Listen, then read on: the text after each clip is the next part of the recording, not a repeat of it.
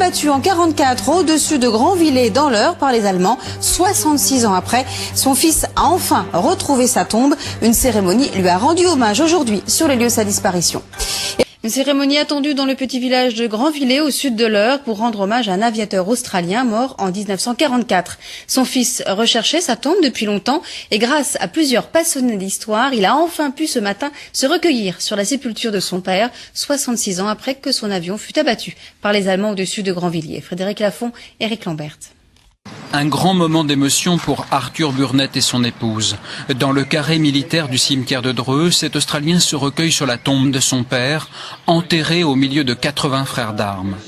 Thomas Burnett a 28 ans lorsque son avion quitte dans la nuit du 10 au 11 juin 1944 une base du sud de l'Angleterre.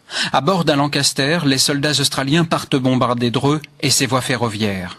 L'appareil est abattu par les Allemands au-dessus du village de Grandvillers.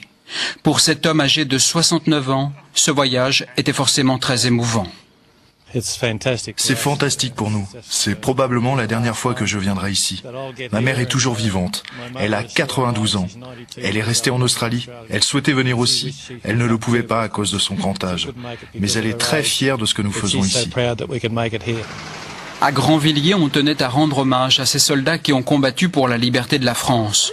Une stèle où sont inscrits les noms de Thomas Burnett et deux de ses compagnons a été érigée dans le cimetière du village. Je souhaitais rendre hommage à ces aviateurs parce qu'ils ont donné leur vie pour la liberté de notre pays. Et ça nous paraît une condition magnifique. Ils sont tous des hommes extrêmement jeunes et c'est ce qui nous a beaucoup touchés. Arthur Burnett a remis au maire de cette commune un certificat signé par le Parlement australien pour remercier Grandvillers et ses habitants. Pour rendre hommage à son père, M. Burnett avait apporté dans un petit sachet un peu de la terre de Canterbury en Nouvelle-Galles du Sud. Thomas Burnett y possédait une ferme avant de partir combattre le nazisme. Arthur Burnett a aussi déposé quelques coquelicots près de la tombe, la fleur souvenir des soldats anglophones.